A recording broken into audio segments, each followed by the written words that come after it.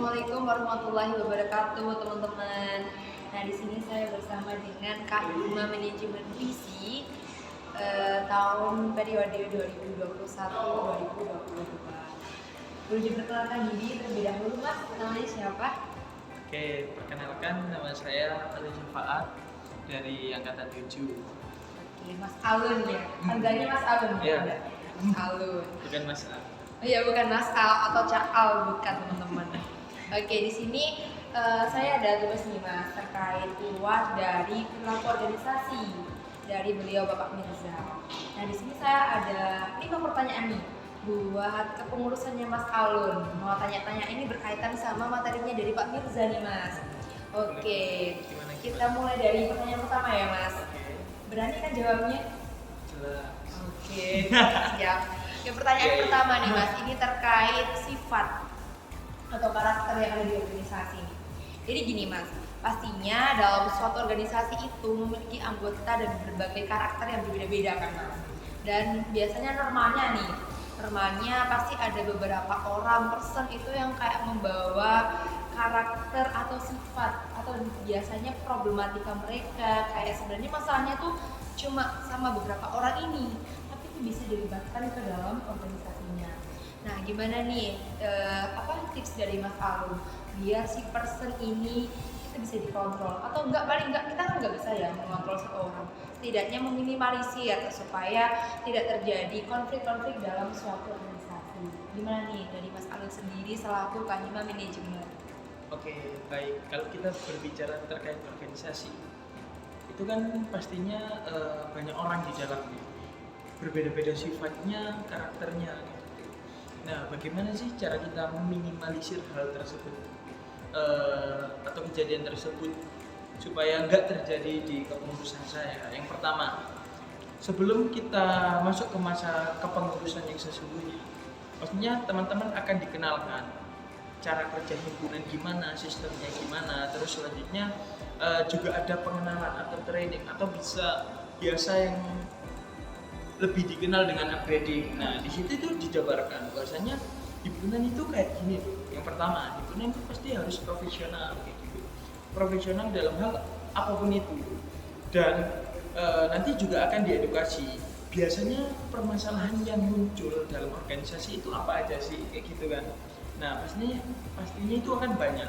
Nah, nanti kita cukup ambil contoh dan garis besarnya aja. Contohnya, permasalahan yang sering muncul.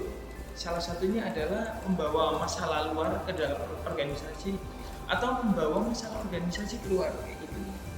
Nah, kita itu memberikan pengertian, edukasi pada teman-teman himpunan di kepengurusan baru saya kemarin kayak gitu. Jadi bahasanya kalau ada problem di dalam organisasi, diselesaikannya juga harus di dalam organisasi. Begitupun sebaliknya, kalau ada masalah di luar, jangan bawa di organisasi, selesaikan di luar. Jadi kita memiliki batas atas permasalahan-permasalahan itu. Apa yang boleh dibawa ke dalam organisasi dan apa yang tidak, kayak gitu. Sehingga kedepannya permasalahan yang memang di luar dan bukan permasalahan organisasi itu tidak berdampak pada organisasi atau tidak dibawa ke dalam organisasi kayak gitu. Nah, itu yang sering banyak muncul. Dan selanjutnya kita menyadarkan bahwasanya gini, kita harus menyadarkan sebuah posisi bahwasanya kita harus tahu posisi kita sebagai apa dan bagaimana cara menanggapi sebuah permasalahan. Apalagi kita sudah sama-sama dewasa, kalau menyelesaikan masalah otomatis dengan kepala dingin dan santai sehingga menemukan solusi. Kita berdebat masalah permasalahan itu nggak masalah. Sebuah perdebatan itu nggak masalah, sebuah diskusi itu juga nggak masalah. Intinya, ketika setelah ada perdebatan, ketika ada sebuah problem, ya udah.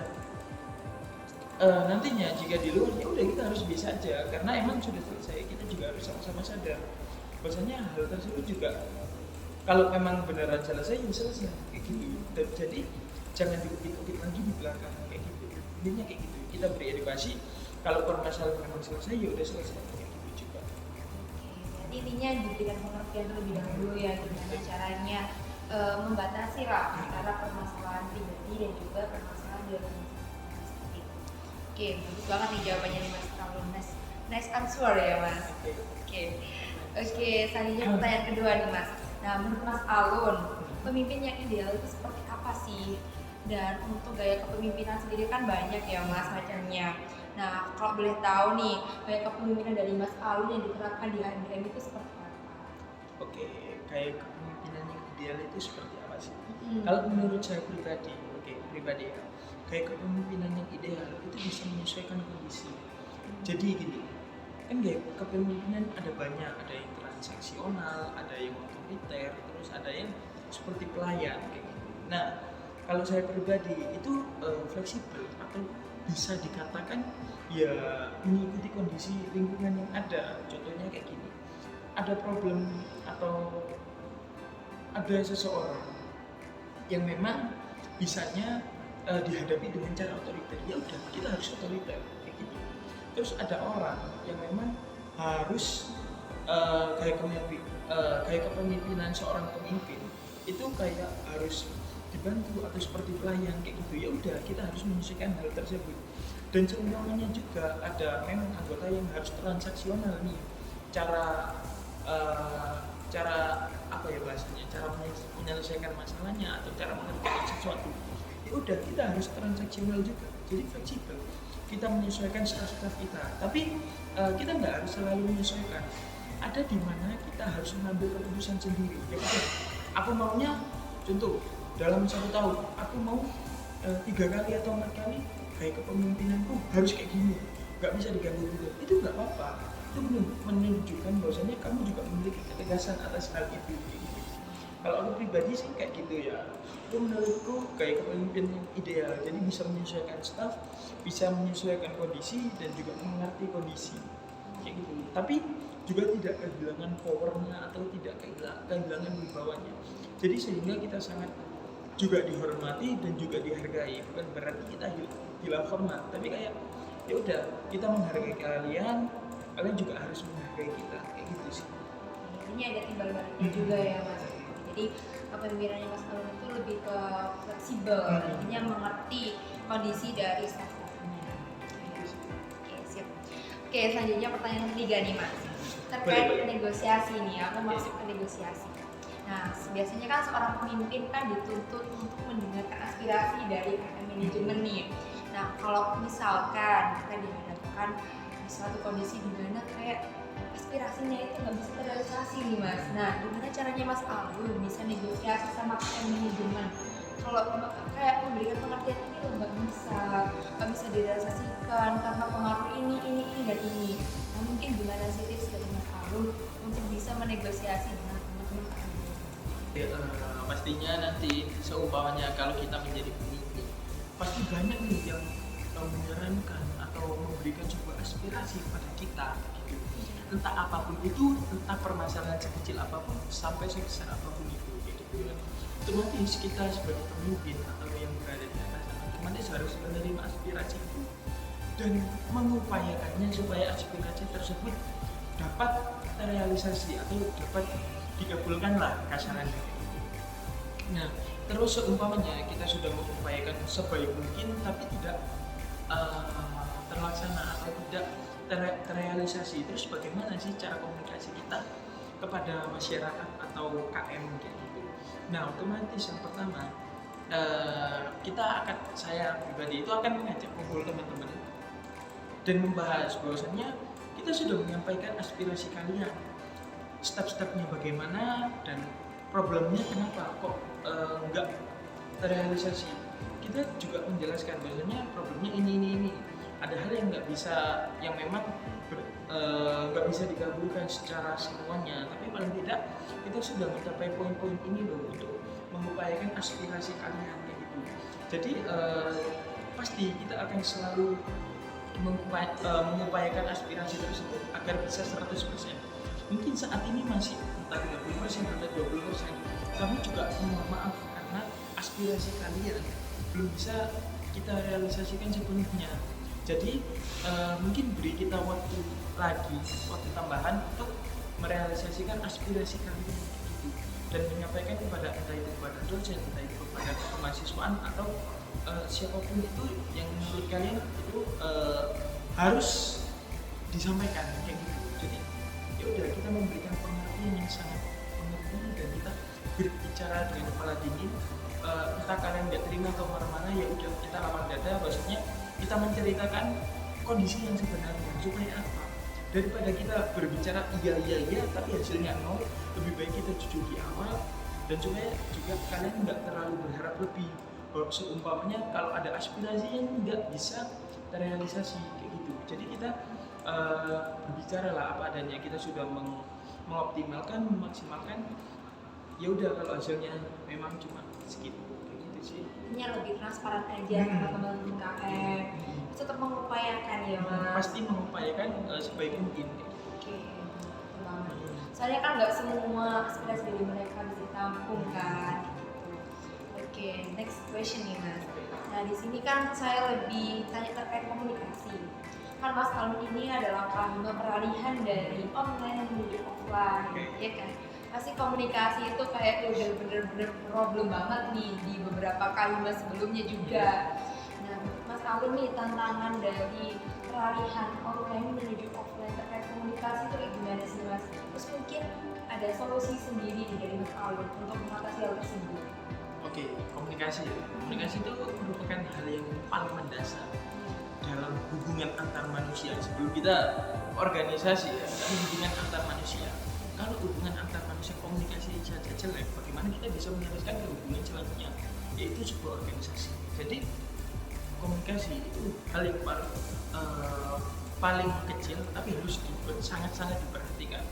Nah, kesulitannya itu apa sih peralihan dari online ke offline? Yang dimana online otomatis kita hanya komunikasi melalui HP atau chat lewat WA atau Instagram atau apapun itu yang bisa kita gunakan untuk berkomunikasi.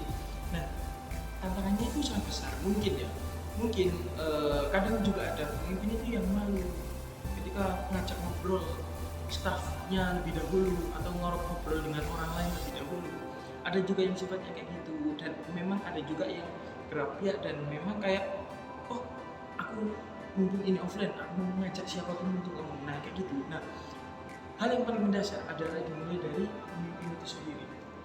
Jadi pemimpin itu harus bisa berkomunikasi dengan siapapun, entah itu staf kalian ataupun siapapun yang berhubungan dengan kalian. Supaya apa? Supaya nantinya ketika komunikasinya bagus itu bisa masuk ke hal-hal lain yang menentukan sebuah organisasi. Terus tantangannya apa? Yaitu tantangannya kita harus menyamakan pikiran dengan orang atau staf yang memang pemikirannya berbeda dengan kita. Jadi kita sebagai pemimpin harus mengerti bagaimana sih cara menghadapi orang yang kayak gini. Contoh, bagaimana sih menghadapi Elviana, terus bagaimana cara menghadapi Satria, terus bagaimana cara menghadapi Mbak Nafa, itu berbeda-beda. Kita nggak bisa samakan, aku menghadapi Elviana sama dengan aku menghadapi gini-gini. Enggak, karena setiap orang memiliki karakter masing-masing juga kayak gitu. Jadi kita harus pintar menganalisa kayak menyesuaikan pikiran juga, sehingga komunikasinya itu bisa berjalan dengan lancar dan dapat mendapatkan sebuah keuntungan dari sebuah komunikasi. Entah mereka semakin mulia, entah kinerja mereka semakin bagus, ataupun mereka nyaman berada dengan kita, karena kita juga nyaman berkomunikasi dengan mereka. Nah kayak gitu sih. Sulit-sulitnya itu mulai dari diri kita sendiri. Kadang kalau kita memang sejatinya atau awalnya atau dasarannya bukan orang yang suka ngobrol atau berinteraksi, itu bakal sulit dan menjadi tantangan paling besar ketika menghadapi orang-orang baru dan kita melihat wajahnya secara langsung. Otomatis itu sebuah tantangan yang berat. Oke, awalnya memang sulit, tapi jika nanti sudah kebiasaan, otomatis nantinya juga akan mudah perjalanan itu. Kita nunggu biasa aja terlebih dahulu. Oke, itu sih. Berarti kalau misal perbedaannya nih buat karakter teman-teman dari online sama offline itu beda banget ya? Beda banget iya. Ya. Dan itu kayak berpengaruh banget di hubungan. Contoh, seumpamanya ada yang memang orang ketika chatting itu cuek banget, tapi ketika interaksi itu aktif banget, ataupun begitu sebaliknya. Ketika ada yang chatting itu interaktif banget, tapi ketika ketemu dia kayak diam, kayak orang nggak kenal. Jadi mau nggak mau kita yang harus menyesuaikan mereka. Iya betul banget. Kalau kita ingin berkomunikasi baik dengan mereka, ini kita juga harus menyesuaikan gitu kan ya. Walaupun mungkin emang dia itu anaknya pendiam, tapi bagaimana sih cara kita untuk ajak dia biar komunikasi. Oke, selanjutnya last question nih Mas dari aku terkait pengambilan keputusan. Misal nih di suatu permasalahan kayak Mas Ali ini kan seorang admin. Terus ternyata dari Pak Adit selaku Kaprodi misal minta ini Mas Alun harus bisa gini-gini. Tapi ternyata kan Mas Ali juga harus mempertimbangkan juga dari segi staff, mungkin kadernya, mungkin negosiasi apakah kamu bisa menjalankan hal ini kayak gitu kan misal. Tapi ternyata waktu itu kayak datanya mepet banget, Mas Ali harus mengambil keputusan saat itu juga. Nah, terus setelah itu harus dilaporkan ke Pak Adit nih misal. Nah, terus setelah itu dari pihak staff atau kadernya itu nggak terima kayak kenapa sih Mas Alun mengambil keputusan ini sepihak ya kayak gitu kan pasti sering kejadian juga sih Mas, nggak hanya di Kalima aja, pasti di kader juga mungkin ada keluhan seperti itu. Nah, bagaimana sih menurut Mas Alun apakah itu benar kalau misal mengambil keputusan sepihak karena kan itu jatuhnya udah deket banget tuh gimana sih Mas? Oke, ada benar dan ada tidaknya kayak gitu. Kalau kita berbicara terkait pengambilan keputusan, mungkin teman-teman di tadi himpunan atau di KM itu sudah tahu semua bahwasanya pengambilan keputusan itu ada di materi kalau nggak salah RKMMTD. Nah, kita bisa mengambil keputusan itu lewat diskusi, bisa sepihak juga bisa. Tapi kita juga harus lagi-lagi nih ya, harus melihat sebuah kondisi. Seumpamanya kondisinya mepet seperti tadi dan kita terus otomatis kita dong yang harus mengambil keputusan. Nah, mengambil keputusan itu enggak kayak langsung, tapi kita harus berpikir. Pemimpin itu harus bisa berpikir secara strategik dan menguntungkan. Bagaimana cara kita berpikir cepat tapi menguntungkan dan strategik kayak gitu ya. Nah, itu dimulai dari hal-hal kecil. Kayak kita memutuskan sesuatu itu paling tidak kita harus berpikir. Entah itu hanya 10 detik atau 1 menit, kita harus berpikir secara matang. Nah, caranya bagaimana sih supaya kita bisa mengambil keputusan secara baik, benar dan tepat dan cepat juga. Nah, otomatis kita harus membiasakan diri menganalisa sebuah hal-hal yang biasanya tidak dianalisa kayak gitu. Jadi dimulai dengan hal-hal kecil tersebut itu akan menjadi sebuah kebiasaan, mengambil sebuah keputusan kayak gitu. Jadi kalau analisa kita bagus, otomatis nantinya hasil dari keputusan kita itu juga bagus juga kayak gitu ya. Dan apa yang diambil itu juga akan menguntungkan. Nah, seumpamanya kita sudah mengambil keputusan terbaik, tapi ternyata nih keputusan tersebut kurang sesuai dengan kadep gini dan ada kadep atau staf yang protes terkait pengambilan keputusan kita juga harus bisa memberikan pengertian bahwasanya kondisi saya memang tidak memiliki waktu banyak untuk berdiskusi, mau nggak mau saya harus mengambil sebuah keputusan. Contohnya gini, seumpamanya kita berada di tepi jurang dan pegangan kita cuma tinggal pohon satu. Nah, kita mau lompat ke bawah soalnya kita melihat air tapi kita tidak bisa berenang, atau kita menunggu datang ada yang menyelamatkan kita tapi keburu tenaga kita habis, itu kan keputusan yang harus bisa diambil cepat. Kita tidak bisa kayak aku harus berdiskusi sama ini dulu enggak, tapi ada momen di mana kita harus mengambil keputusan itu sendiri dan memang ya udah mau nggak mau kita juga harus menerima resiko dari keputusan itu. Jadi pasti tetap ada pertimbangan gitu ya Mas. Walaupun memang itu ada negatifnya, tapi kita walaupun nanti misal ada keputusan dari kita sendiri, harus ada pertimbangan juga. Ini loh pertimbangannya kayak gini, jadi mungkin bisa diterima dari diri kami atau sama. Oke, baik. Terima kasih Mas Alun atas jawabannya, sangat memuaskan banget teman-teman. Udah diberikan sedetail mungkin jawabannya dari kepengurusannya Mas Alun. Semoga kan setelah ini kan komisioner ya Mas. Iya, alhamdulillah. Dan digantikan. Iya, semoga nanti kelanjutannya bisa lebih baik lagi dan juga dari kepengurusan Mas Alun ini bisa bermanfaat buat teman-teman, entah itu dari pengalamannya atau mungkin pengetahuannya bisa bertambah lagi. Semoga bermanfaat. Ya, amin. Oke Mas, ini mungkin udah pertanyaan terakhir akan saya tutup. Terima kasih kepada Mas Alun udah mau mampir di wawancara saya. Oke, kalau lebihnya saya mohon maaf. Akhirnya, wassalamualaikum warahmatullahi wabarakatuh.